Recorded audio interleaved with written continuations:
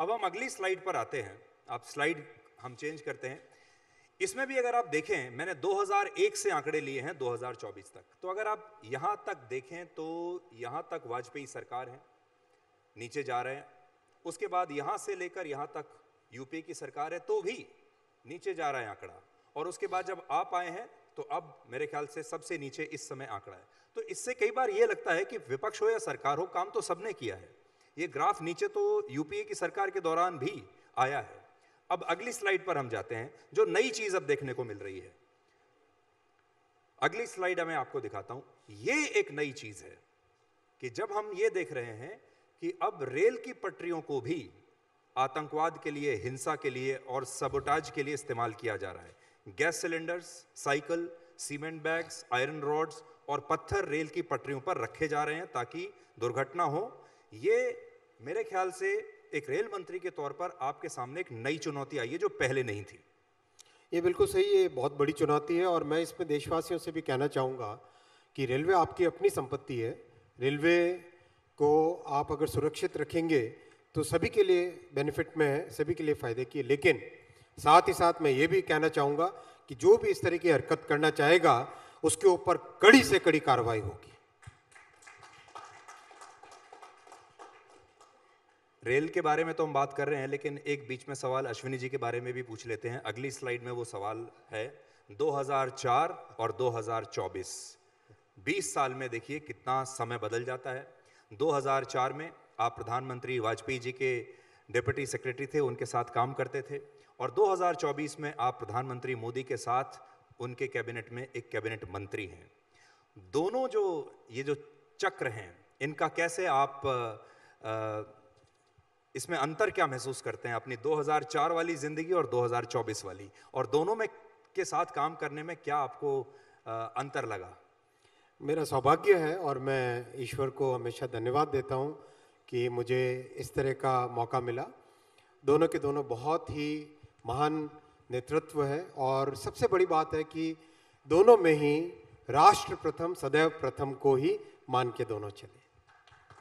तो दोनों में आपको एडजस्टमेंट में कोई खास आपको समस्या नहीं आई? दोनों की विचारधारा, काम करने का स्टाइल एक ही था? विचारधारा जब राष्ट्र के निर्माण की है, हम लोग सरकार चलाने के लिए नहीं आए, हम लोग राष्ट्र को समृद्ध राष्ट्र बनाने के लिए आए, सशक्त राष्ट्र बनाने के लिए आए। हम एक विचार लेके आगे जा रहे हैं। जी, अब वापस आते हैं रेल की पटरी पर और अगला स्लाइड में दिखाता हूं। और अगले स्लाइड में देखिए, एक बड़ा आरोप आपके ऊपर यह लगता है कि रेलवेज में जो स्टाफ शॉर्टेज है, लगभग 14% वैकेंसीज अभी ऐसी हैं जो खाली पड़ी हुई हैं। और बहुत सारे लोग ये भी कहते हैं कि भाई रेलवे का इम्तिहान नहीं हो रहा, रेलवे में भर्ती नहीं हो रही है। इस आरोप पर आप क्या कहना चाहेंगे?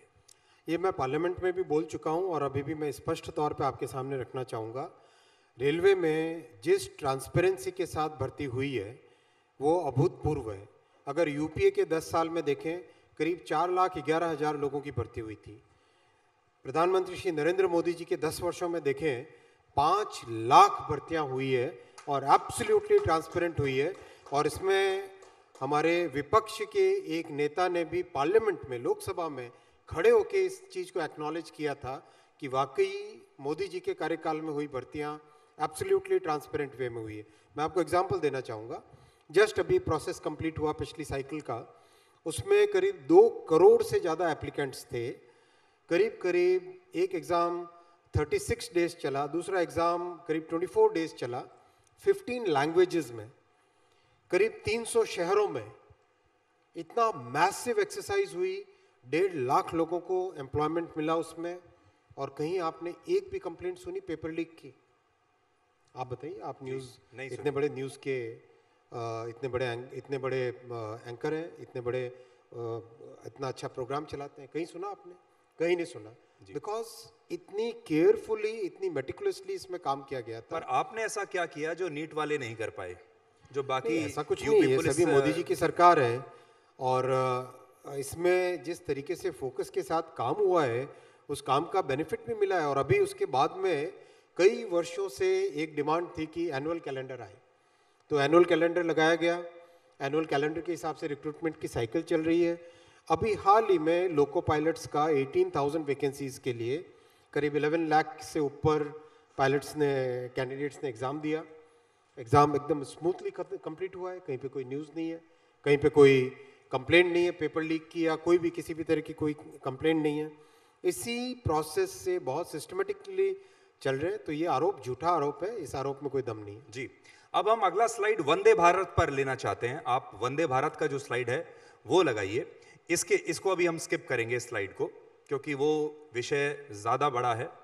चलिए, अभी बुलेट ट्रेन आ गई है। पहले देश आपसे ये जानना चाहता है कि हमारे देश में बुलेट ट्रेन कब से चलनी शुरू हो जाएगी।